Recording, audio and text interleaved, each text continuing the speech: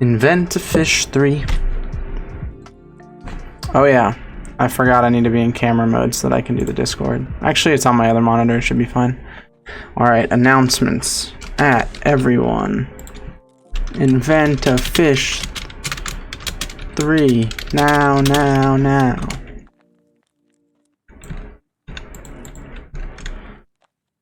Alright. Oh, hi, Winnie. Damn, you're here early.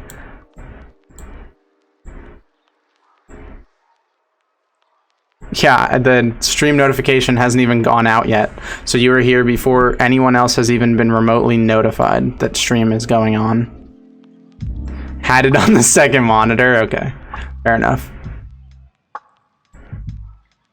Dude, I love your emotes. Especially, I've been loving Zachary L and then the Jolly Catfish. Though it's hard to tell what the Jolly Catfish is. It kind of looks like a frog in small. Hi, Cassie. Hi, Soph. Damn, people here before the live notification goes out. Shout out real ones. All right, you guys ready? And go.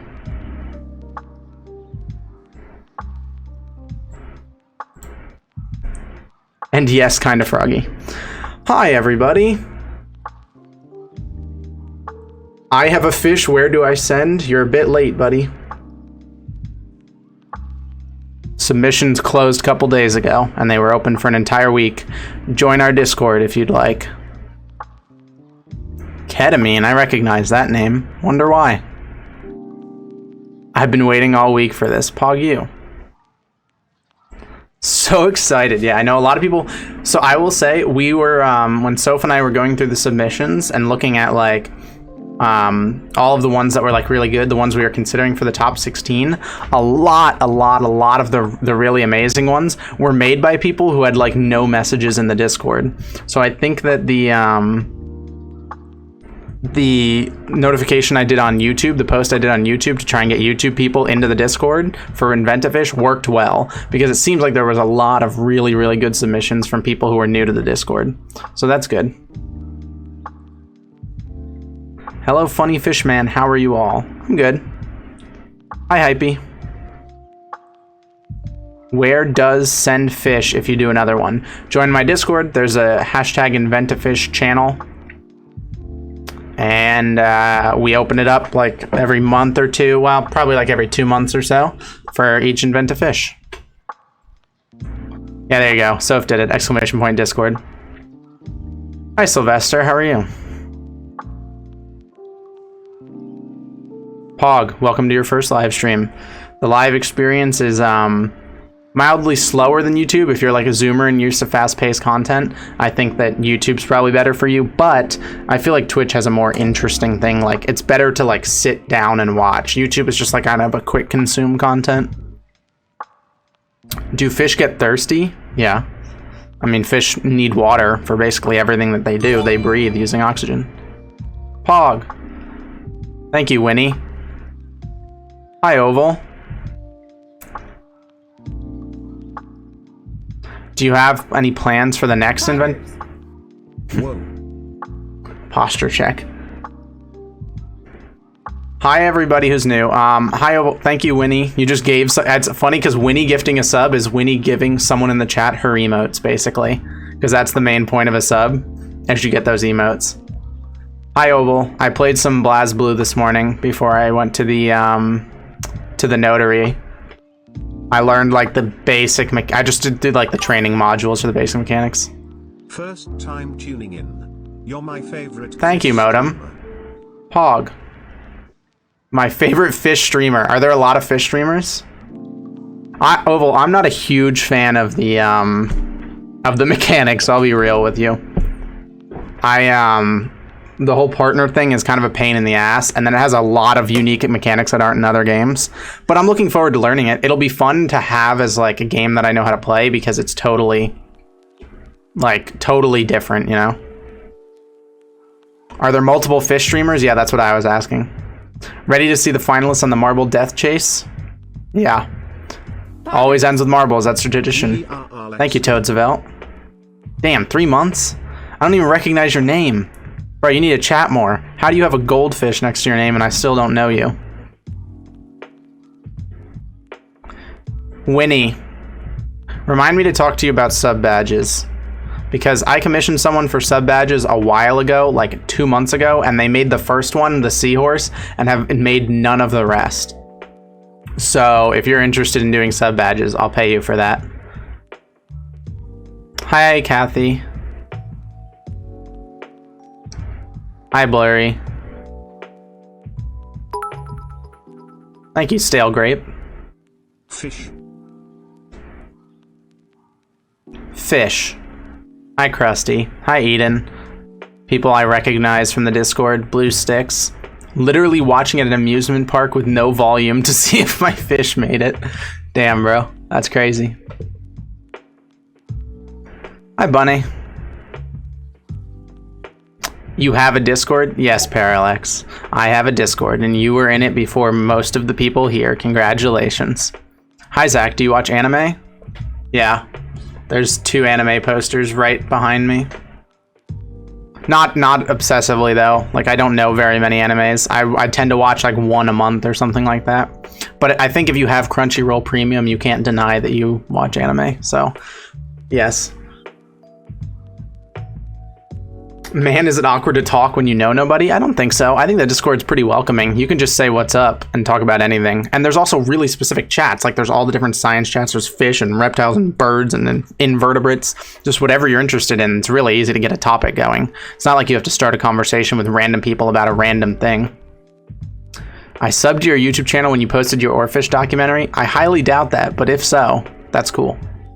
Because I had, even after like 40,000 views on the Oarfish documentary, I probably had like 400 subs. And like 100 of them are people I know. Because I like got the channel to them manually. So you'd have to be one of 300.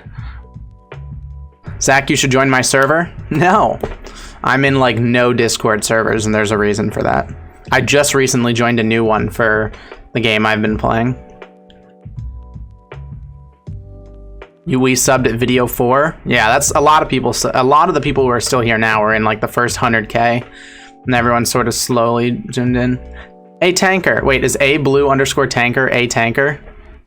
Have you never chatted before? I recognize your art.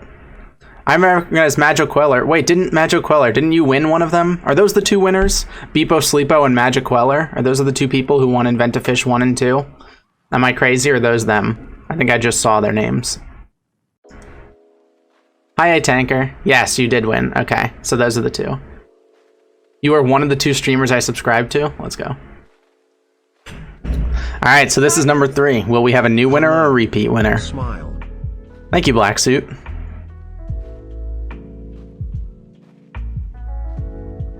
Hi, Sami. I do recognize you. You, well, I won't spoil anything. God damn it, so many posture checks. I might as well just fix my posture. So I thought, by the way, I wasn't going to be able to stream today. So what happened is my keyboard is wireless, and there's a little plug that goes in the side of the computer, and I have it in the front, right? And then my chair goes next to my computer. So like my computer's on the ground here, and then my chair's next to it. And I sort of scooted my chair over, and I broke the USB that, you know, makes my wireless keyboard work in half. Like I snapped it in half by like hitting the chair into it where it was sticking out of the computer. So then obviously the keyboard's not working anymore. And so I like sewed them back together essentially. And for now it seems like my keyboard is working. I'm gonna have to get a new keyboard, but at least I can stream, because I thought I was not going to be able to. Because I like scooted my chair forward and it hit the little USB wireless thing and just snapped it. So I have to get a new keyboard. It's okay. This keyboard's old as hell. However, I have one of those, I don't know how to explain it. It's a wave keyboard. So it's like meant for comfort. So it's just like meant so that your hands don't have to stretch as much. It's wavy. So I have to get another one of those because I do not want to get used to a normal keyboard. Normal keyboards make me upset. Get a gamer keyboard? Absolutely not. I already have the unfortunate reality of having a gamer mouse. This fucking dragon mouse or whatever that like has color changing and everything. I always keep the color off because I feel so cringe if it's showing any colors. But I do have an RGB mouse. No, I'm not getting a light up keyboard. I'll stick to my like Wave Microsoft $40 keyboard.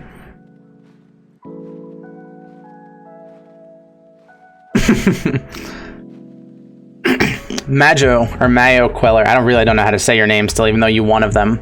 Did you submit? I don't remember seeing your name. Or did you just spectating this one?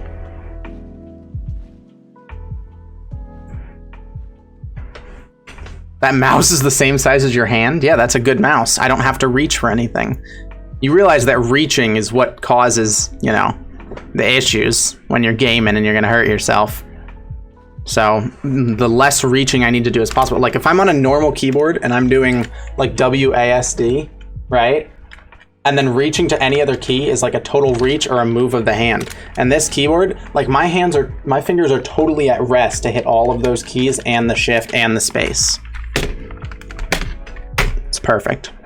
Was there a number of submissions I can make? No, I said that in the announcement. Yeah, the submissions in this were crazy. So if you guys did not submit, or if you guys did not get in, do not be sad, because basically everything is amazing. Did you hit yourself in the face with the keyboard? I would never, Kathy. How dare you even suggest that? Yeah, it was Soph gonna test. Soph and I went through them. It was very, very difficult. Hi, Theo. How many people made holiday fish? I don't think a single one. I don't think I saw a single. Then we skipped over a lot of the ones that were really low quality though, because there were like hundreds upon hundreds of submissions. So we kind of just scrolled past the ones that were like obviously low quality. So maybe there were some holiday themed ones in there, in the low quality ones. But of the ones that we actually took the time to look at and read, I don't remember any holiday ones. But if you're subscribed to the channel, you can use Zachary Jolly, which is a catfish with a little Santa hat. Look at it. It's so cute. I love it. Shout out Winnie.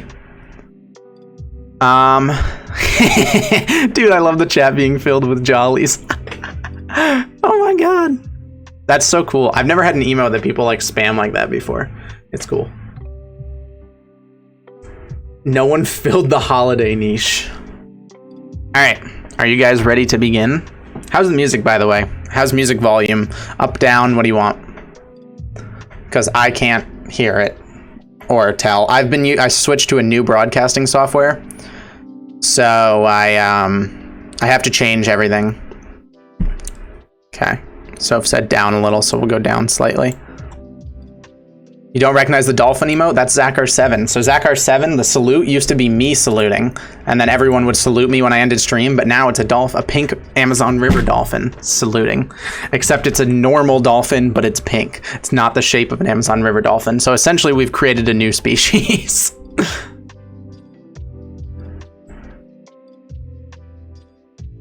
Alright. Oh my god, I love Zachariel. Dude, the emotes are so good. Mike's slightly peeking? Okay. Thank you, Oval. Alright, this should be better. Even when I talk loud. Yeah, it barely enters yellow. Should be fine. Thank you, Irene Void. There are pink dolphins? Yeah, they're pink Amazon River dolphins. Alright. Let us begin. Invent-A-Fish 3.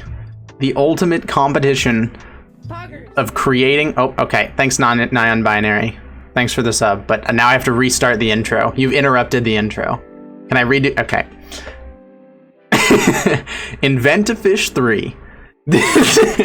God damn it. I gotta not look at chat. Invent-A-Fish 3. The ultimate competition of fish and animal invention. People all across my Discord, all across the world, all ages, groups, genders, submitting awesome custom fish to fill niches with amazing adaptations and compete here on stream, voted on by chat. So first, we have to get into the awards. So before the top 16, we always have some fun awards to give out to submissions that maybe are in the top 16 or maybe didn't quite make the top 16 but filled a different niche in the contest. So the first thing we look at is, of course, the funniest submission. The submission that made Soph and I laugh the most when we look through them. And the funniest submission is the bruh fish, which is, of course, a relative of the blobfish, created by Lobsterman. Survives purely on protein. And in the background, you can see a shark getting ready to eat it. This is just It's kind of uncomfortable, but it's also hilarious. People put faces on fish all the time, but like this with like the muscle and the fact that the abs are on the bottom of the fish made that shark will bounce off. Yeah, he is very shiny. Yeah, I was a fan of this one. This one made us laugh, so we gave this the funniest submission. The next award is the most effort. The most effort put into a fish in this competition. And that is the Secret Society of Sapient Lanternfish, which has an entire Google Doc filled with information on the caste system, slavery, drones, the variety of fish things, the workers, the soldiers, the queen. All right, the relationship to other organisms, their geopolitics, in addition to their mapping, their religion, their culture. They have their own language made out of electric frequencies, talking about the frequency and the voltage creates symbols, their evolution and their history. So, basically, that's insane. That's an insane amount of effort. Yeah, we did see a lot of Google Doc submissions this time around. Last time, one of them submitted a Google Doc, and we I guess we praised it for how much effort was put in. So this time, a lot of people did it. Wait, did I miss a donation? Fuck, I missed one. I'm sorry, I don't have emote things. Someone tell me what it said. I missed a donation. I know I did, because I got the thing on my thing from the other person. Well, thank you again. I don't know what it is. Yeah, so that is just an absurd amount of effort to put into something. Next up is the most uncomfortable. And this is the fish that I looked at and Soph looked at, and we said, why are we looking through this? Why didn't we just pay Worley to look through the fish again? Because, god damn it, this is uncomfortable to be around. And this is what we came across. The Giga Catfish, which is just an absurdly muscular catfish with catfish biceps.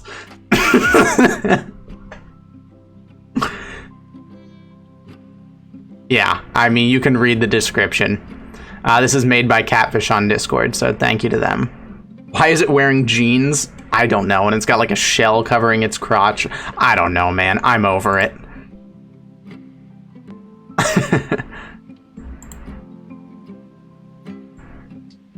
I didn't want to look at this. Can we move on now? All right, now we move on to our personal favorites. So these are my favorite and Soph's favorite that didn't actually make the top 16, but we really liked them and we didn't want them to go unmentioned. So first off, we have Soph's favorite, which is the lovefish, which is sort of like the lovebirds, which are a bird species, but made into fish. Very cute. Soph loves love, so that's her favorite. Made by Just Morgan. So here, I'll thank you, Just Morgan. Want to make sure I give everyone proper shoutouts because I usually don't talk about who actually made the thing. So proper shoutouts. All right, my favorite was actually ironically like the very first submission. So the person had it like prepped, and I like it a lot. And it's the flail fish by Masksy, which is just a cool ass fish which head detaches like a flail and has a chain attached. It's adorable and it's cool as hell. But it didn't quite make the top 16, but I loved it. So I said, I'm going to put this as my favorite fish. Yeah, it looks like a Pokemon. Awesome. There are a lot of them that look like Pokemon, but this in particular is a very good one. And then we have our honorable mention. This is one that was just barely out of the top 16. We had 17 fish and we had to choose, one to eliminate. And this was just barely edged out by the other 16. And you can imagine if this is the honorable mention, imagine how crazy the top 16 is. I love this one and I didn't want it to go unmentioned because I really like it. So thank you, Captain Stroon.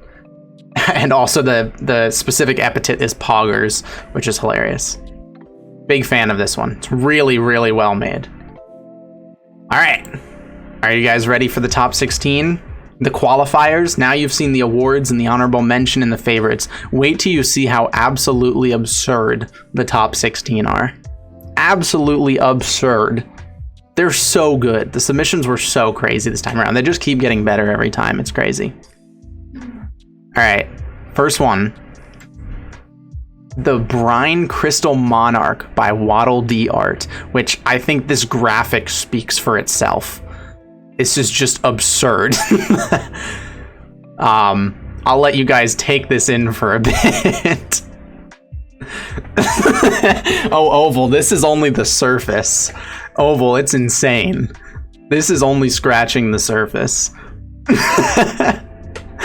Yeah. So thank you, Waddle D Art. Congratulations on making the top 16. I think I saw you in chat, so. All right. Our second entry into the top 16 is the Lantern Queen by Ketamine. And this one comes with a video, and the video is what makes this one as important as it is. So we're gonna go ahead and watch the video. Go ahead and turn this off, and we'll turn this up.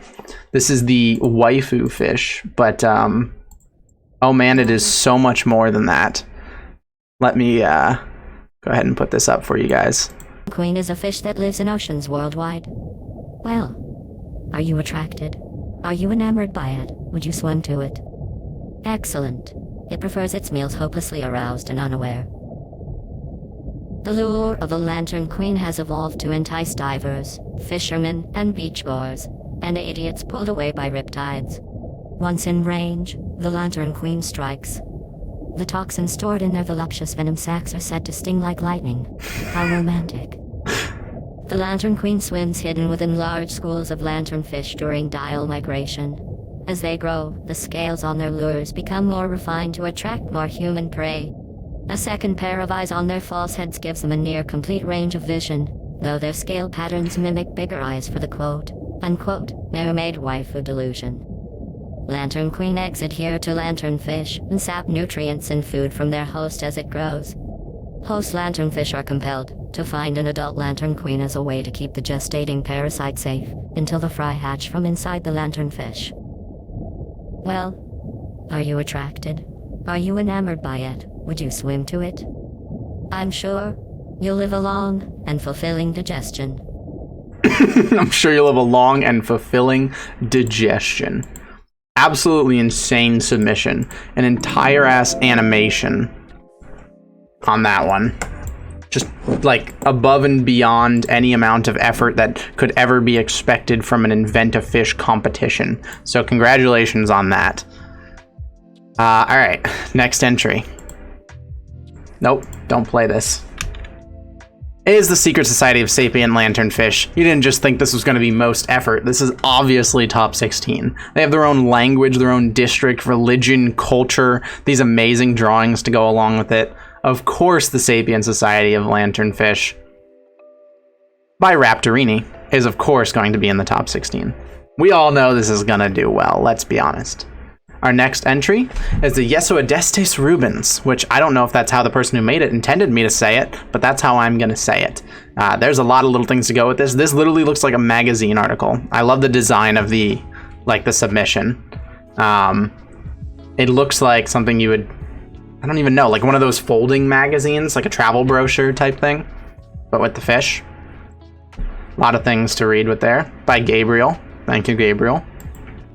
Next in the top 16 is by I'm Totally a Fish, which is the Great Reef Eel, which is sort of a concept we've seen before, but with a really amazing drawing and a pretty detailed description. So I figured this one had to be included with how fucking amazing that drawing is. Yeah, it's really, really pretty. Next is the Coral Angler, which is this dope-ass bottom-dwelling fish with like a clam shell on its top with bait in it, and then it shuts them on fish as they move by Veggie Nugget. This one's absolutely awesome. I mean, it's just such a crazy drawing. It just looks sick. It just looks sick. I don't know how to say it other than it looks sick. I don't know how exactly it gets the food into its mouth once it crushes it here. Maybe it kills it and then it'll turn around and get it, but very dope looking. Then we have the Fin Folk by Chris and Eric's, which are a similar concept, something we saw in the past, which was fish that are actually humans, have whole societies and everything. They domesticate other fish, and then they go on land and pretend to be humans. This also was submitted as an emote, which was funny. Then we have the Snapping Morningstar by A Tanker, a personal favorite of mine. I think it might be the only one that's not a digital drawing.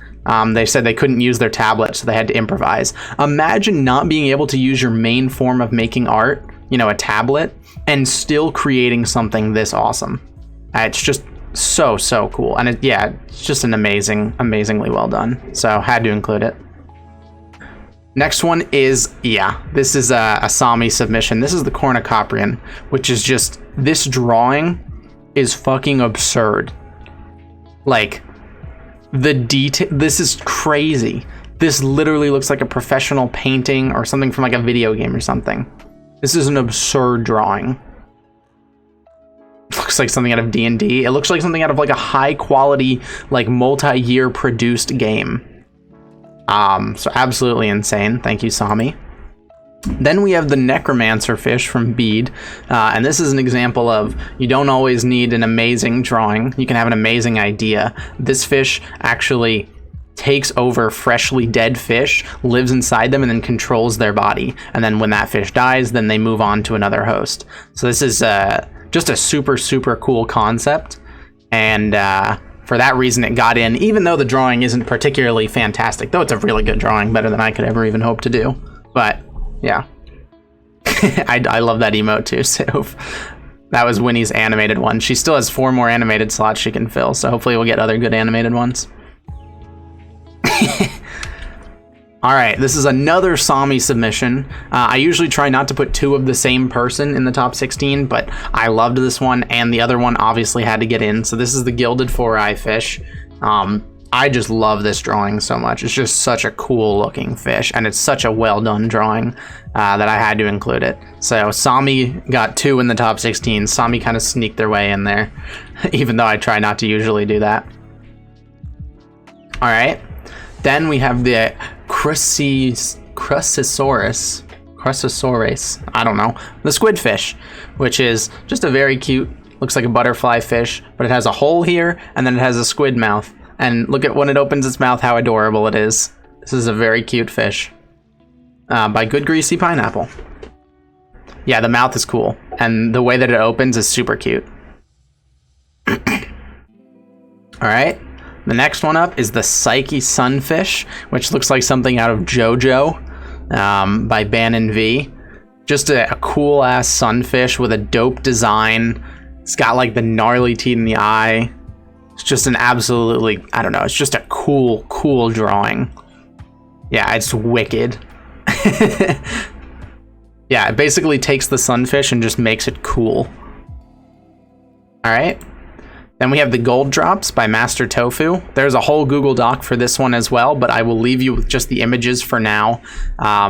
There's a whole description of their entire existence and what they are, and the leaves and their distribution and their entire society and everything. Actually, we'll look at it now so we don't have to look at it during voting.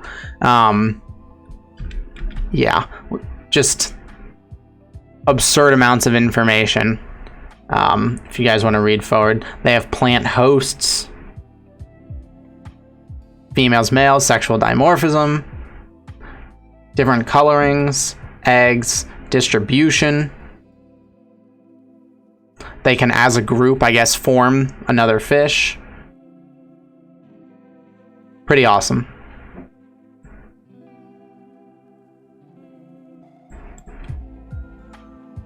All right, then we have the Atlantic Bat Flounder, which was a pretty early submission, but one that I saw and immediately liked, by Sly-Bearded Vulture. I think Sly-Bearded Vulture has had an entry in the top 16 before. I recognize the name, but I love this one. It's just a cool, like, it's bordering realistic. Like, it's very, like, I could see this actually existing and it wouldn't surprise me, which I like. It's not that crazy of an absurd adaptation, which I also like crazy, absurd adaptations, but something that's really close to reality and just really well done. Plus the art style is dope. Yeah, I'm a big fan of that one.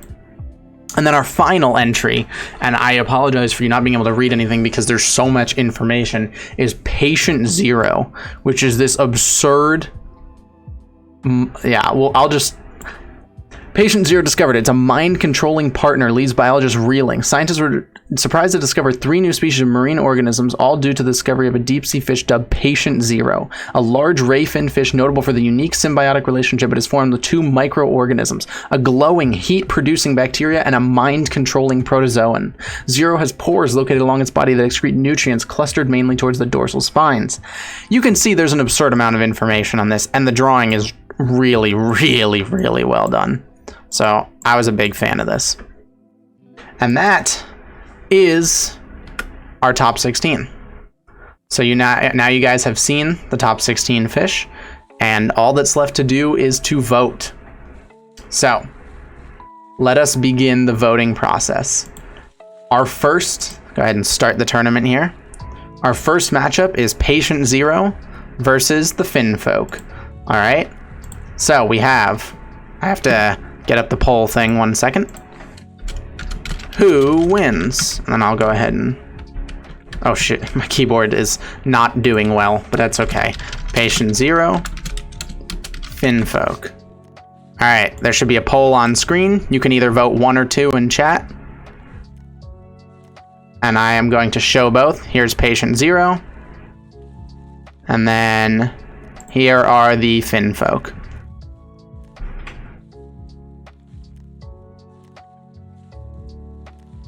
Okay, it's looking like a pretty clear vote for Patient Zero. Definitely a pretty hardcore blowout. I like to have them on screen oval so that YouTube can see them as well, but thank you. All right, we'll call that a pretty clear blowout here from Patient Zero. So congratulations, Patient Zero, on moving on to the second round. Our next competition is between the Great Reef Eel and the Atlantic Bat Flounder. Great Reef Eel, Atlantic Bat Flounder. I'll go ahead and remind you guys what each one of those looks like. Here is the Atlantic Bat Flounder. Just drag it there so you can see it, this guy. And the Reef Eel is this guy. The dragon looking, very pretty drawing. This is a tough one. These guys are pretty evenly matched. I mean, they're just different concepts, different art styles, but they're both really cool. I'll leave this one for a minute, because I feel like this could be close. Though right now it seems like Reef Eel has a pretty distinct advantage.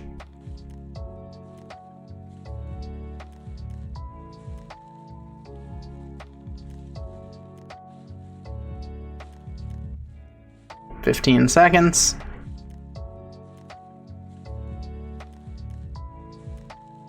All right, yeah, it got closer towards the end, but it looks like the Great Reef Eel will be taking this one. Whoops. Great Reef Eel, congratulations. I think I'm going to delete slides as I go along to make things easier for myself. That's probably an easy way to do this that I haven't been doing. Where is it? Okay. Yeah, I haven't done that in the past, but that'll make things easier for me. All right, next up is the Coral Angler versus the Snapping Morning Star. This is another tough one, damn. I mean, they're all tough because they're all just absolutely amazing creations. But these in particular are tough. Some of these first rounders. So this is the Snapping Morning Star. This is the hand-drawn one. I'm gonna go ahead and move this over here because it seems to be getting in the way most of the time of the drawing. This is Snapping Morning Star, the hand-drawn one, and then the Coral Angler is this guy, which is also a really, really dope drawing with, you know, the oyster shell on top to clamp onto things. Damn, I expected this one to be closer, but A-Tanker's got some support. I will say I would also be voting for A-Tanker. I really love this thing, and it's also the only non-digital art we have, I'm pretty sure. Pretty sure all the rest of these are digital art. This is the only one that's not. And then I guess obviously the Lantern Queen's pretty unique as well. All right. Looks like the Coral Angler is eliminated. Super dope drawing though. It's just there's so many amazing things. It's really hard to compete here. All right. Next up. Oh god, that's a rough one. The Brine Crystal Monarch versus the Lantern Queen. So the Lantern Queen being the one with that whole animation, the queen that opens up. The waifu, it had like a minute-long animation with everything involved. I'll just play part of it so you guys can remember how absurd this was. Versus the Brine Crystal Monarch, which is this giant slide of amazing information, this absolutely beautiful drawing, like details on the scaling and pores and everything. But is it better than the waifu? Who knows? I'll let this play. Damn, this is a close one. All right, I'll leave this for a minute. Actually, we'll leave this to 200 votes. After 200 votes, it is decided.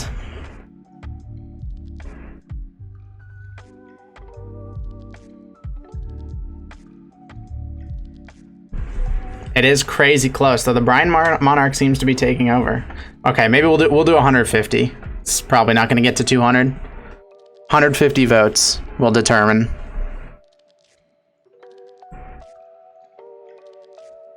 Yeah, this is the closest race yet, for sure.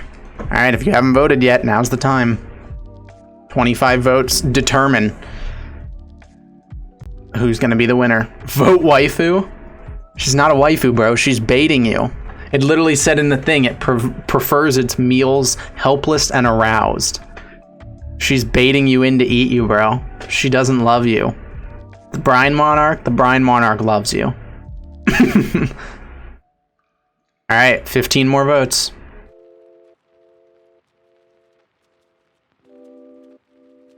$14 more votes. I think it might be out of reach of the Lantern Queen at this point. I think even if the Lantern Queen got all of the last 14 votes, they would still lose. So, I'm going to go ahead and end this one. Congratulations to the Brine Crystal Monarch. And goodbye to the Lantern Queen. Super dope. Submitting a video, like an animation and everything, is a cool concept. But, chat is not simps, and you should have known that. All right, next up we have the Sapient Society versus Gold Drop. So this is 2 entire Google Docs of submissions, so this will be a fun one to show on stream. Sapient Society, Gold Drops.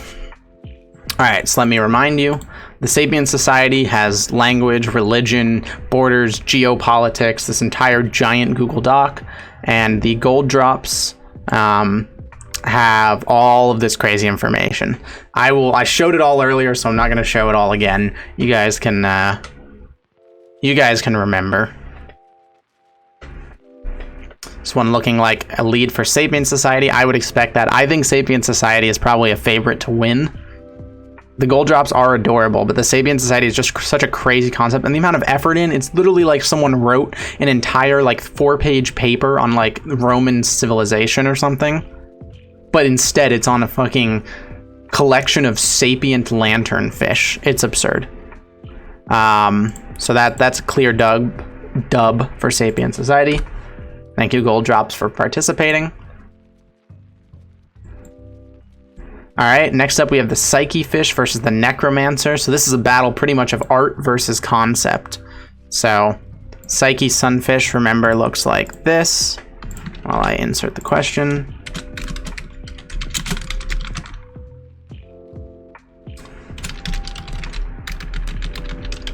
Definitely the higher quality art.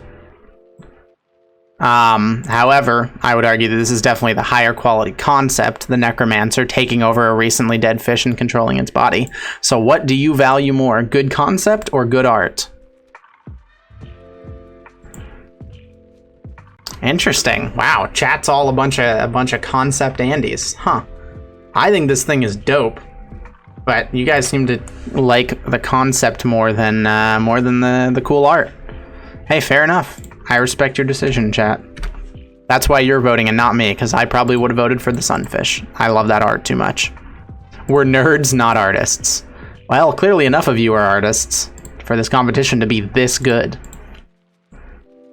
All right, next up, oh god, this one's just a battle of the arts and the information. There's so much to both of these. So this is the Cornicoprion, which is this.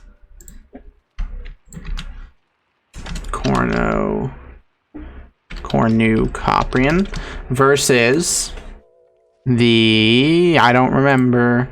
Oh, the Yesio. I'll just put it as Yesio. All right, so this is this whole graphic of this red fish with all its cool things, scientific importance. It's a filter feeder and it has toxicity. It's the main Oh, it eats the things that are the main culprit for red tides, known for their toxicity. And then the Cornicoprion is this absurd drawing. I'll just make this bigger so that you can see how ridiculously high quality it is.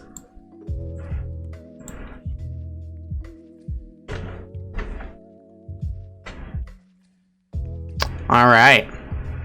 Looks like a pretty clear victory for the Cornicoprion. Thank you, Gabriel, for the SEO Adestis. Go ahead and give that its win.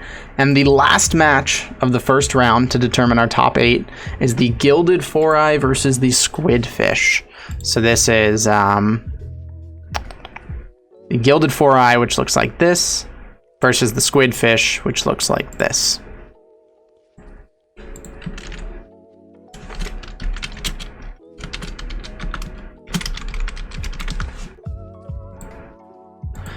Just a very dope drawing of a four-eyed fish. Not a ton of information though, versus the Squid Fish, which is a super cool concept. Also a very well done drawing, just not as a dramatic art style. Yeah, cute versus cool. Like this one's dope, this one's cute. See what chat favors. Do you guys care more about cute or cool? Oh, it seemed, the initial votes were heavily in favor of Squid Fish, but it seems that the Gilded Eye is coming back a little bit. I'll go ahead and throw my vote in because I really like Sami's Gilded Eye. I'm a big fan. Oh, damn, it's close. All right. Shall we do another 100, we'll say 125? After 125 votes, the winner is determined. Oh, it's looking rough for the Gilded Eye.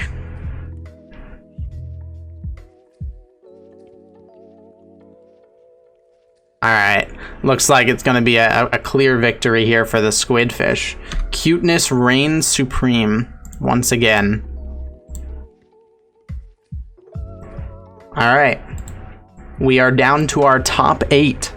Now the matches start getting quite difficult. All right, our first matchup is between Patient Zero and the Great Reef Eel.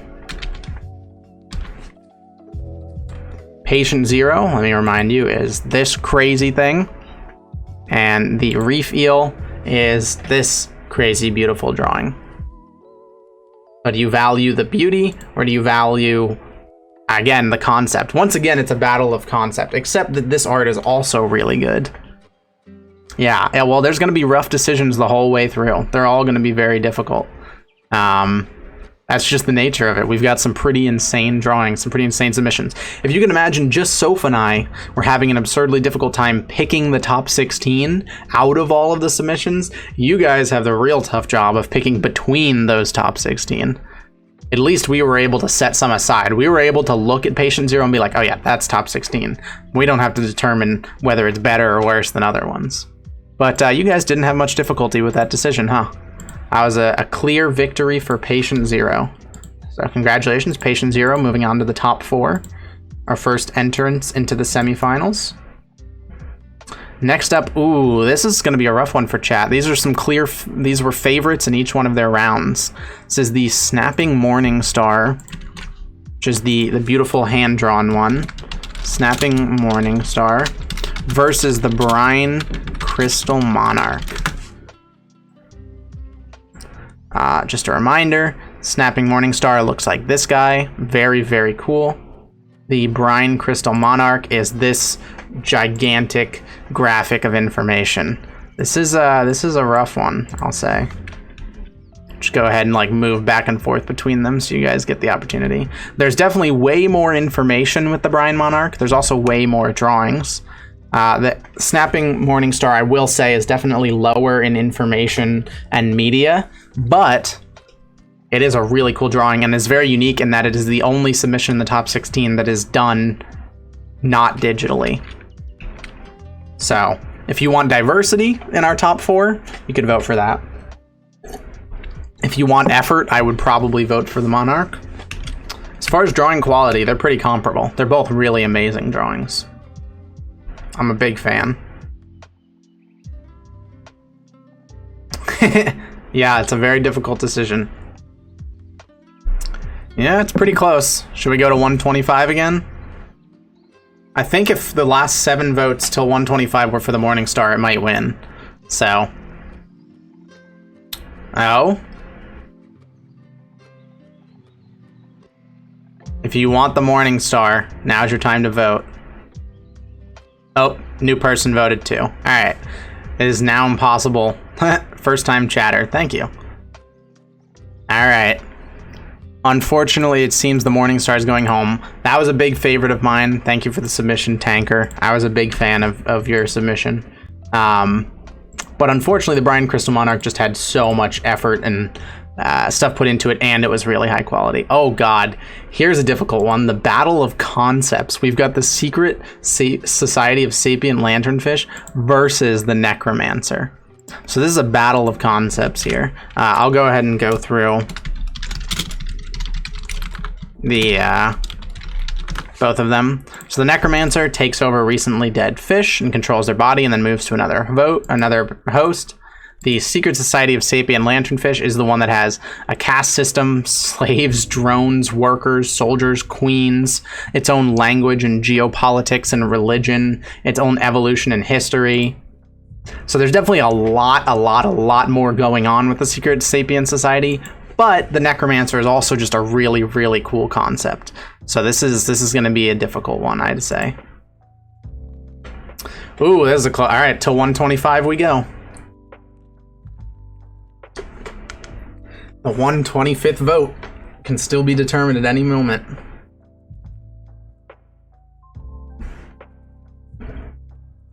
It is really close. I am surprised that the Necromancer is doing this well. I did not expect people to like the Necromancer this much.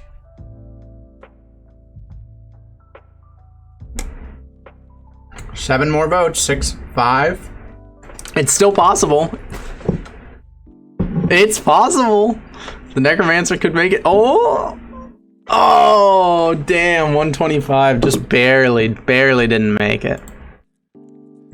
Just barely. But good try to the Necromancer. Had a lot of support.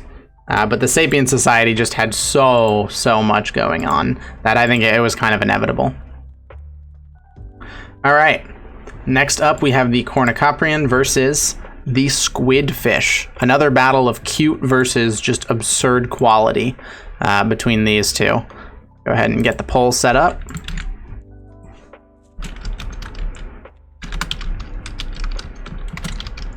Squid Fish does seem to have a big fan in the audience. There do seem to be some people who really love the Squid Fish, but I mean, look at the quality of this drawing on the Cornicoprion. So, I don't know. You guys decide.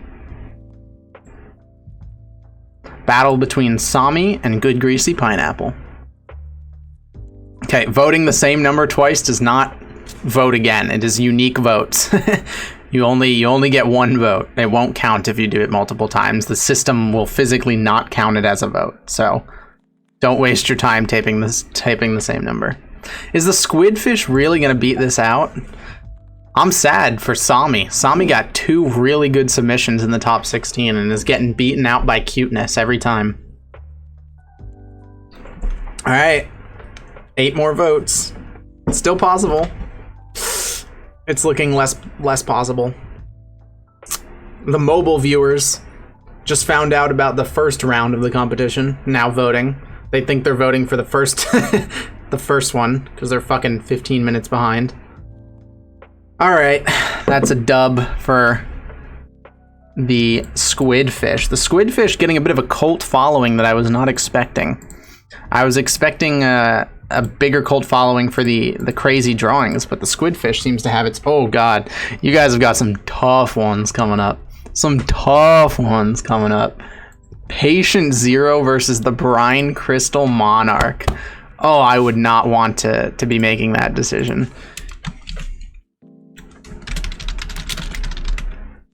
Yeah, this is the inevitability of a competition like this, though. Only one can win. You guys have to get us down to the final 2 before fate decides the final one. Brine Crystal Monarch versus Patient Zero.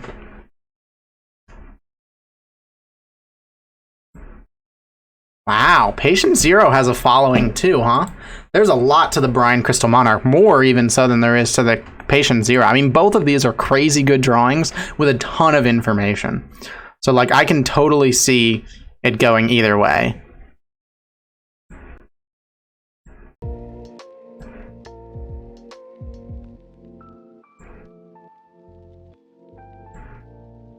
Though it seems like the clear favorite is Patient Zero. Interesting.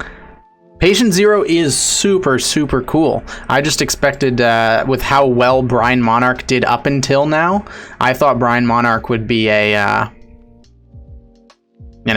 would be a shoo-in, honestly, for the finals. But congratulations to our first finalist, Patient Zero. We'll be entering the marble race.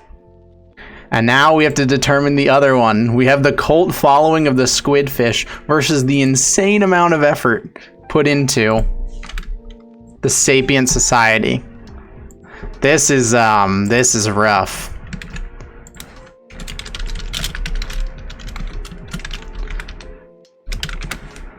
All right. Let it begin. 125 votes. We've got this giant Google document of culture and religion and geopolitics versus a cute fish with a squid mouth. There are a lot of squid fans in the chat, but it seems like the Sapient Society is taking over. Oh, well, actually, making a bit of a comeback. Oval in chat, a clear proponent of the Squid Fish agenda. Unfortunately, the Sapient Society a little too intelligent to be fooled by a butterfly fish with a squid mouth. Doesn't seem like it's gonna quite win them over. All right, that's a fat congratulations to the Sapient Society, and a goodbye to the Squid Fish. And now we have our final two: Patient Zero versus the Sapient Society. And there's only one way to determine the winner. I think you guys know that. I think you've known from the start that there's only one way that we're going to do this.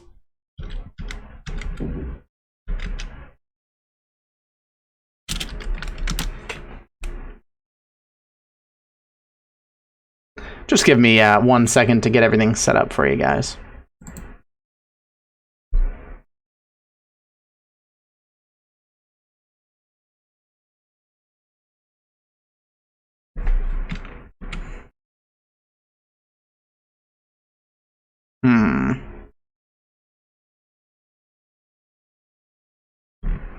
I need to find a song as well while I do this.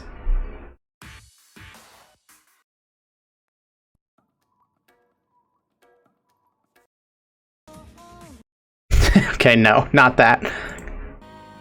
No, we need like an epic song. Okay, a little too epic.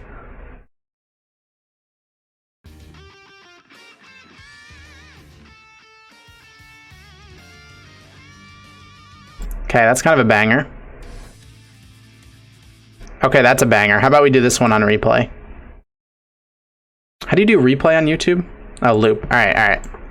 I've got our song set up.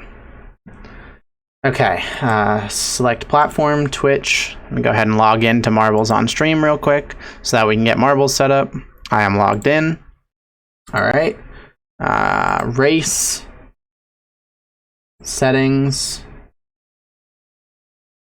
Where do I set the marbles? I always forget where I set my marbles. Settings. Add names. Okay, here we go. Alright, you guys ready? Do 50 of each so it's harder to tell who wins. I can do multiple of each so that one just won't die. That's a good idea, Oval. Thank you very much. Alright, Sapient Society. Sapient Society. Sapient Society. Fire idea by Oval. Thank you very much. And then we have Patient Zero. Patient Zero. Patient Zero. Now, one fall off won't determine the game. We should likely have a winner no matter what. All right. And that's good. Finish. Settings. All right. Now we need to pick a map. This is the ultimate... Oh yeah, you guys should do a prediction. Here, I'll do a prediction. So everyone can bet their channel points. Who wins marble race? Patient Zero or Sapient Society? I can't adjust. Can one of you guys do it with like a 2-minute thing, please? Oval or Soph with the slash prediction, because I can't actually get it set up. All right. What map do we do? What map determines the fate? We want something a little longer. Mountain Pass, potentially? Just go ahead and put this at 10. The Lucky Few. That sounds like a lot would get eliminated. Convergence. Thank you for the prediction. Now you guys can choose who wins. Patient Zero, Sapient Society. Bet all of your channel points on the one that you want to win. This is pure gambling. Pure and utter gambling. If predictions are banned in your country, this is why. Hard Landing sounds interesting. How do you guys feel about Hard Landing? Are there any long ones that we haven't? How about Hard? I'm into Hard Landing. Let's do that. I gotta remember the controls for this game. Alrighty. You can see these starting. What the heck is this? Oh, I may have fucked it up. Hold on. One sec. I think I have to put max 8 because it added 2 random ones. Alright, where's Hard Landing? Hard Landing. Max 8. Because I put in 2. Oh, I clicked viewer. God damn it. No one do exclamation point play. Ah, shit. Sorry, I don't do this very often. This is literally the only time that I ever do this. You're too late, Raphael. All right, a lot of points on Patient Zero. All right, here we go. Now we should just have... What are the controls in this game again? What hides the names? Left alt. Okay, cool. I can follow everybody. Cool. All right. Are you guys ready? Is everybody ready for the ultimate showdown between Patient Zero and the Sapient Society? 4 of each situated at the starting of this map.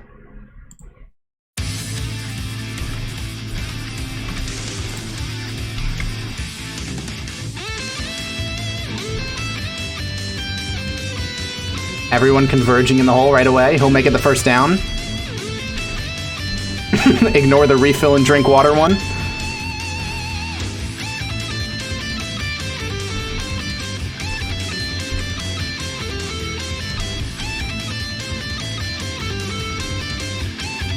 Oh, have some started going down. Big start.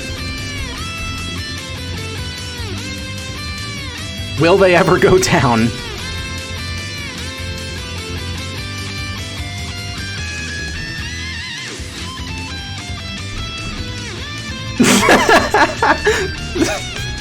I'm starting to think they're not gonna ever go down. Oh, I think one of them's getting close.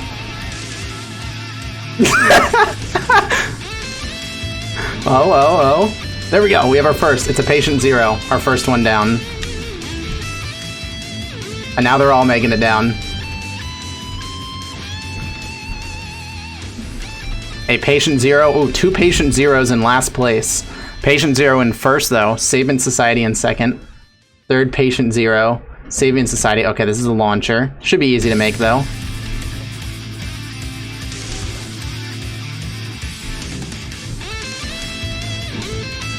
Everyone getting stuck on the pegs here. Oh, except Patient Zero, who has launched himself into first. Oh my god, I can't even keep up. Oh, and he's dead. The first Patient Zero is dead. Sapient Society all grouping together, as a society tends to do. Patient Zero very spread out. but seems to have the faster line in first and second here. All right. Patient Zero in first and second. It's going to come down to whether the Sapient Society... Oh, all right, we have one passer from the Sapient Society. Will Patient Zero get stuck for a long time in this obstacle? This is really what determines the match. Patient Zero is getting screwed up by these obstacles. Sapient Society! But with the Patient Zero on the same side! Oh no. Who takes the curves faster? Oh, Patient Zero won by probably a fraction of a second. Congratulations to Patient Zero. By a fraction of a second.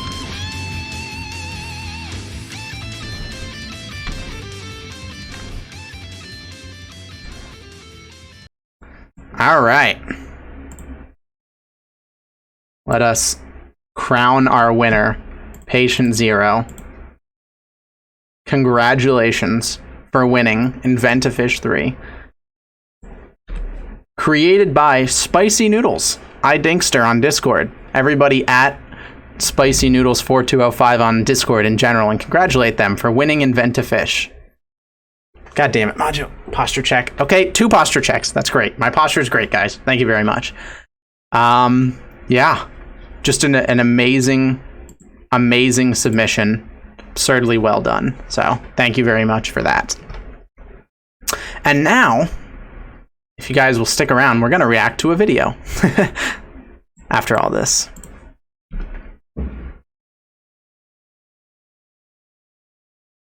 Just one video.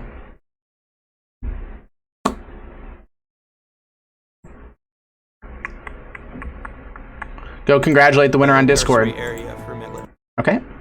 Yeah, go at them on Discord, Spicy Noodles, and congratulate them for winning, please.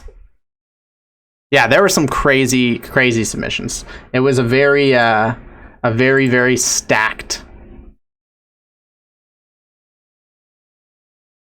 Invent-A-Fish. Do not be sad if you didn't make top 16. Do not be sad if you didn't win. It was a pretty absurdly stacked Invent-A-Fish.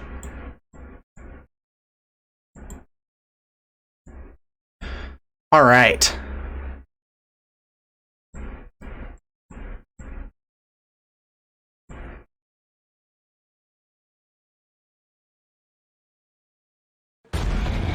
Oh, okay.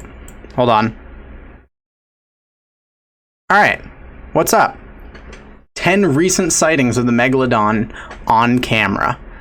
Basically the typical title, if you just combined all of the things that we expect to see in these crappy YouTube titles, this is exactly what you would get.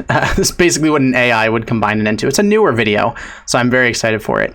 And particularly excited because, to contrast what I expect is going to be a very, very terrible video, we're going to watch an actually scientifically based Megalodon video, a documentary, about halfway through on Curiosity Stream, who sponsored this video. So we're going to watch some really crappy Megalodon stuff and then some really good Megalodon stuff and contrast them. Because I think that'll be a very funny way to juxtaposition the terrible things that we see in this. So let's begin. Just already a scene from an insane movie. Megalodons are really completely extinct, or if a few individuals have survived to this day. While scientists and theorists are guessing, more and more videos and photos are appearing on the internet. Greenland shark, bull shark, prove that megalodons frilled are shark, alive and real. In this episode, crazy Photoshop Coast Guard footage. I do want to ask, why is it always that when people talk about the Meg could still be alive, I think it's just because they have to support their theory, is that they always say that it's like a few individuals, like, oh, well, there must only be a couple left, you know, like 1 to 10 or 1 to 5 or something like that. Like, how would they find each other? How would they reproduce? Like, do you understand the gestation period of sharks? This is a difficult thing. I mean, I guess there's parthenogenesis, but like, these are not easy things to do. So it always amazes me that people think that there's like a surviving group that somehow coexists. They use Google Seas, yeah. They use Bing Maps to find each other. And yeah, they'd be heavily inbred. I mean, it's just, to have a surviving population, you need more than like 1 to 5 individuals, unless they think that there was eventually one. I think they just say that because if there were more individuals, we would have seen them. So it's kind of crazy how they kind of disprove themselves. New megalodons that were caught on camera. Let's go. Smart pizza. The Mariana Trench Giant. All right. Japanese researchers decided to conduct a daring experiment in a bay near the Mariana Trench. A bay near the Mariana. It's not that near the Mariana Trench. In the world ocean. That is the deep hole, the blue hole. That is not the Mariana Trench. Okay. Yeah. We're starting good. Lower a large container of bait onto the ocean floor and just to wait. Scientists were curious to see which animal would be the first to respond to the enticing smell of food. The bait first attracted a pack of deep-sea sharks, but then something happened that left the researchers speechless. Suddenly, these sharks scattered, and a giant shark of unbelievable size. Okay, so this is literally the size of like a crab trap. So this is not unbelievable size. It's a Pacific sleeper shark or Greenland shark. We've seen it a million times. People always exaggerate how absurd the size must have been because of the cage size. You are assuming that this cage is like a big size cage. This is literally a crab trap. It's not that big of a shark. Suddenly, these sharks scattered. I don't know if you guys have ever seen the crab trap where you lower them and once they land on the bottom, the sides fall out so things can crawl in. Giant shark of unbelievable size approached on the screens. It swam up precisely to the prey. Greenland sharks get absurdly old. I don't know the exact age, but like there are things you can do where you can take like a Greenland shark and look at its eyelids and the layers on its eyelids, which show like growth years, like rings in a tree. But you can use the rings in its eyelid to see when the nuclear bombs were set off, when the atomic bomb was set up, because it'll show like an extra thick ring in the eyelid of some Greenland sharks. That's how old they are. There's an equipment at a depth of 1.5 You can literally look at historical events in them. The body of the sea Goliath was more than 60 meters long. What could it be? If that's like a regular sized crab trap, you're looking at like 20, mid-20s. They got only guesses and speculation. Black Demon. Okay. In Baja Bay, not far from the California coast, for many years now, there's been a mysterious, violent, and extremely aggressive creature that local fishermen have nicknamed the Black Demon. Oh, I think we've heard this one before. The shark is described as resembling a great white shark. Okay, there you go. You've instantly disproved yourself. I love when they do that. It's so easy. The Megalodon didn't look like a great white. So if you start off with, it looks like a great white, guess what? It's a great white. Looks like a great white, acts like a great white. It's a great white. With a black color. Or white sharks. I think we're not supposed to call them great white anymore. I heard that.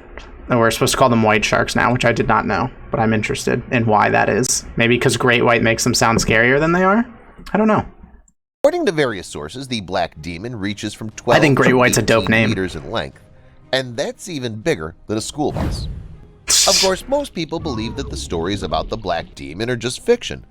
The most detailed evidence is usually blamed by skeptics on whale sharks, which are known for being larger than great white sharks, reaching a length of 12 meters. I don't know how you could ever mistake a slow-moving filter feeder for a great white, but you do you, I guess. Dozens of tons. However, it's very problematic to confuse the Black Demon with a whale shark. It's just a bull shark in a pond. Literally, the video of that is called Bull Shark in Pond. Like the YouTube video. You can find it on YouTube by like searching bull shark in pond. Behavior. This behavior is not typical for large whale sharks, which are considered peaceful creatures and feed on plankton. Moreover, juvenile whale sharks can even allow divers to play with them. Is it possible to confuse such a shark with a bloodthirsty Black Demon? No. The locals say that it's impossible. What are these meme clips? The demon referred to a very I love this movie. Remember when we watched a video about this movie? It was so bad. Could it be Megalodon? Fucking Vin Diesel movie. Shark. In April 2016, a curious video was uploaded on the YouTube channel of a Canadian user. According to the channel's author, it was filmed back in 2014. I've not seen this one. The guy also claims that he actually encountered a real Megalodon off the coast of Canada. That just kind of looks like a white shark, except the fin's a little weird. The dorsal fin's a little weird. Shark. The shark never appears on the surface, so we can't reliably determine the species. Or the size, or anything about it. So why could you possibly claim that it could be a Megalodon? Many of those who How do you watch a video of just a random shark not even surfacing and claim that it must be a Meg? Watch the video, advise the author not to be afraid, A species known as the basking shark could have swam past him. Sure. Oh yeah, that makes more sense for the dorsal fin, a basking shark. Sharks, despite their creepy appearance and enormous size, feed exclusively on plankton. However, basking sharks have not been seen off the coast of British Columbia for a long time. Indirect evidence. In July 2019, a team of researchers from California decided to conduct a unique experiment. The submarine they lowered to the bottom of the ocean had to place a bug on one of the big bottom sharks. However, when the scientists saw which shark approached their bait, they were amazed. It was not a megalodon, but the blunt-nosed six-gill shark, already known to scientists. Yeah. The size of this shark impressed the researchers. Previously, marine biologists denied that the bottom sharks can reach such impressive size. It turns out that those who argue that huge sharks cannot be found at great depths and near the bottom were also wrong, weren't they? No. Blunt-nosed six-gill shark is not even remotely close to the size of a megalodon. This giant underwater shark that they're using for evidence here is a blunt-nosed six-gill, which we think maxes out at like 20 feet. It's been changed a couple times in recent years, but it's like 20 feet or so. And that's like absurdly large blunt-nosed six-gill. So even the small end of the megalodon scale is more than double that. There's like a clear lack of understanding of how important a jump in size that much matters in deep water. Like a more than doubling in size in deep, high-pressure water is absolutely absurd. Those are not comparable. So if you actually wanted to learn stuff like that, like I'm able to just listen to that and know that that's absurdly stupid because I have the background knowledge. So if you want to be able to recognize when, you know, these videos are totally making things up, there's this documentary, which is what I actually watched to study. And I know it sounds crazy to say to study for React videos, but it's a documentary about the megalodon, which is on CuriosityStream, which basically just takes you through all of the like actual factual information that we have about the megalodon. It's only 17 minutes long, and then you can basically recognize all of the BS that these videos are spouting, right? Just everything that's totally made up becomes very obvious because you actually know what you're talking about. So you can watch this, which from CuriosityStream has sponsored this video. They have like a ton of documentaries and shows and everything. But this particular documentary I watched yesterday, and now I feel like more confident watching these dumb videos because I watched this and I'm like, okay, they're comparing a 20-foot blunt-nosed six-gill to like a minimum megalodon is in like the 40-foot. So you're not even comparing remotely comparable sizes. So actually having my knowledge from a reliable source makes me more confident in just calling out this dumb stuff. So if you want to check out CuriosityStream and support me, they have the link. It's curiositystream.avnj. It'll be on screen for the YouTube video. Marge, thank you. And you get access to like the entire catalog of stuff they have, which is an absurd amount of stuff for $15 a year. So you could just literally pay the $15, have for an entire year to look at all this stuff and to actually know what you're talking about, which I think is very valuable when you're watching these. Because yeah, you can watch these and sort of like semi-call out what like sounds dumb, but being able to actually listen to something and be like, no, actually, factually, this is wrong. It feels so good. Does it mean that Megalodon can still live somewhere out there? No. In the darkness? No. You're not impressed with this indirect evidence? I wasn't at all. Tuned, because I've saved the best part for later. Okay. Soon you'll see a huge fish photographed by a robot. A giant that was shot by satellite. Sure. And also learn about one of the most convincing proofs that Megalodon still not even remotely convincing, just CGI, but I'm excited to see how he presents them. Robot and shark. In a recent documentary about megalodons, viewers were presented with this video. It was filmed in the Pacific Ocean during the installation of equipment for an oil platform. Usually, large companies do not spare money and prefer to watch every stage of such works through special deep water cameras. But this time they caught not only robots, see the huge fins? Given the size of the robot and the approximate distance between just a fin in the darkness, the camera and the owner of the fin must be a megalodon. Just two fins passing by in the darkness with absolutely no sense of perspective or size or anything must be a megalodon. It turns out that the shark must be at least 10 meters long. Could it be megalodon? How do you get to that measurement? How can you tell the distance? Even if you know the exact like width of this arm, how can you exactly tell the distance of how far there's no way of scaling that. It's so dumb. Possible because these ancient sharks were about 10 to 15 meters long. That's also wrong. Boom. Once again, the Curiosity Stream documentary that I watched, I know the actual length of megalodons. That was a low estimate, which you usually don't see in these dumb videos. That was a low estimate. Close-up shot. What can be a better proof of the existence of a living creature than a clear and vivid picture of it? Unfortunately, in the age of high technology, such evidence is rarely taken for granted anymore. When this picture, caught by Google Earth, first appeared on the internet, everyone became curious, especially considering that the ancient predator was found near one of the most popular tourist islands in the Bahamas. I think tourists vacationing in the Bahamas should be more careful. They contradict the Bahamas. Let me see this photo again. Earth first. Yeah, I mean, it looks like the exact same thing we've seen a million times. It also has the pattern of a tiger shark. We have no sense of scale either, so it could just be a normal tiger shark, or it could be a tiger shark that was shrunk. But I mean, come on, man.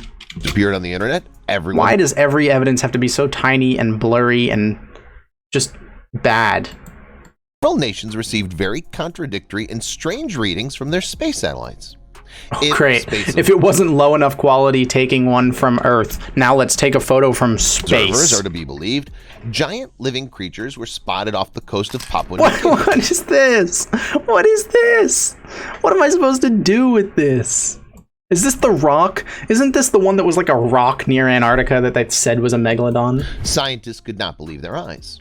Judging by the way the mysterious objects were moving, it was obvious that these were living creatures. What? But their size was so enormous. Was that supposed to be real? Objects were moving. It was obvious. This is like animated in Photoshop. The tail is not even going back and forth. How is it propelling itself through the water? That makes no sense. That's like a person standing still on land like this and just advancing forward. These were living creatures. But their size was so enormous that the credibility of the finds raised doubts. Mysterious giants were similar to sharks in body shape, but at the same time, they were several times bigger. This is supposed to be real. Of a great white shark. It was so bad. 5 or 6 meters. That might be the worst evidence I've ever seen. It might actually be the worst evidence I've ever seen. Just a still image slowly being dragged through the water. Not the fins not going. Do they realize how viscous water is? How hard it is to move through water? Then here we're talking about a body length of over 16 meters. How? The version How'd with you get whales there? also falls away. The creature observed prefer to hide deep underwater, which cetaceans do not do. That's not true. There are deep diving whales. Also, it doesn't prefer to hide deep and underwater. Another megalodon fact from the Curiosity Stream documentary. Surface, warm water. Pretty obvious just based on fossil records. Megalodon in Brazil. This video was taken by an classic. Isn't this a different one every time? It's been Brazil, it's been a bunch of South America. It's always a South American country, but it's been a different South American country every time. Absolutely absurd. And it's just like a CGI video of something passing underwater, or a whale shark or something like that. There's a bunch of different theories, but yeah. Board camera of the Brazilian rescue team in November 2012. It's one of the most unobvious and yet convincing evidence of the megalodon existence in this episode. When the video first appeared on the internet, no one noticed anything suspicious about it. I can't wait till there's one high quality one that doesn't look like total CGI. But yeah, this is one of the best done fakes that I've seen. The coordinated work of the rescuers, people hardly looked at the surface of the ocean. They didn't know what they were missing. If you rewind to the beginning of the video and look closely at the top right corner, you can easily notice that there is a huge dark silhouette very fake. Moving under the water next to the boat. According to estimates of users who have reviewed this footage many times, the body of the creature must be at least 18 meters long. Reviewed the footage many times. Like what? Played the 3-second clip over and over again? How are you getting a size measurement? Could it be the They didn't see it. Yeah, it's also crazy that the rescuers didn't see a giant shark in the water. Almost like it was added in post. Mysterious megalodon? Dead or alive? In the internet, you can find a lot of information that the official science failed miserably. What does that have to do with anything? Science has failed miserably. Show dude slipping into a mud puddle. And that, in fact, ancient life forms have survived to this day, which scientists do not notice. Some conspiracy-minded authors even claim that ichthyologists hide the truth from us on purpose. Fuck, he's on to me. Ichthyologists hide the truth. I'm actually just a government puppet spreading lies about the megalodon so that people believe that he's gone. Meanwhile, we're actually equipping them with guns and sonar to fight the Russians. I'm sorry I had to keep this from you.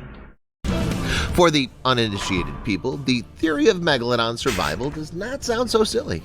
After all, there could, hypothetically, be a predator that, What did the clip of slipping in the mud have to do with anything? course of evolution, learned to behave cautiously and hide somewhere in the depths of the world ocean, periodically surfacing for prey, right? No. Okay, we're back to the movie clip. Could it be that real megalodons still roam the world oceans? Rip Far as that I'm seal. concerned, Damn. Could it be that real megalodons still roam I mean, I guess the seal escaped, oceans? hopefully, As far but as I'm damn. concerned, we shouldn't completely dismiss this version. Oh, well. No I'm gonna go ahead and say he did not escape. escape. Damn, look at how At the cool same sharks time, are. sir. Look at how majestic that is. Why would you make up Dismiss a this fake version, megalodon when this no matter actually how exists? crazy it when great whites are actually out there doing this shit. At the So same time, cool. so far, we don't have the most reliable, absolute proof that megalodons are still alive.